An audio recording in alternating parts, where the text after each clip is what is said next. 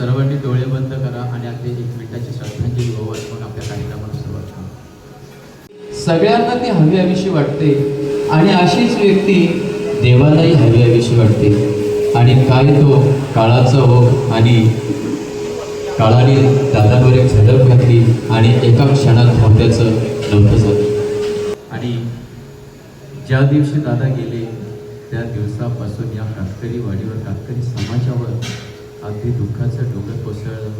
त्या दुःखामध्ये आम्ही भजन मंडळ व आपले अग्रोली ग्रामस्थ तसेच आपण आलेले सर्व पाहुणे मंडळ आपण सर्व या दुःखामध्ये सामील होऊ त्यांना छोटीशी श्रद्धांजली वाहू. जवळजवळ 12 दिवस गेले आणि आज 13वेचं या ठिकाणी आयोजित केलेली हरिपाठ सेवा आणि त्यानंतर भजन श्रद्धांजली म्हणजे अभंगवाण्याची सेवा. तरी श्वासाची माळ जरी तुटली तरी समाज मात्र कधीच तुटत नाही, कारण प्रत्येक क्षणी त्यांची आपल्याला आठवण येत राहील.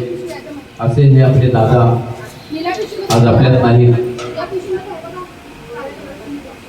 तरी पण दादांच्या जाण्याने पूर्ण वाडी शोककलेने बुडून गेलेली आहे. आणि आज या ठिकाणी त्यांचं उत्तर कार्य आणि त्या प्रित्यर्थ हरिपाठ सेवा मी ईश्वरचरणी एवढीच प्रार्थना करेल की त्यांच्या आत्म्यास चिरशांती लाभो ही ईश्वरचरणी प्रार्थना करून आपण 2 मिनिटं श्रद्धांजली वाहू आणि मग आपल्या हरिपाठाला नक्की सुरुवात करू.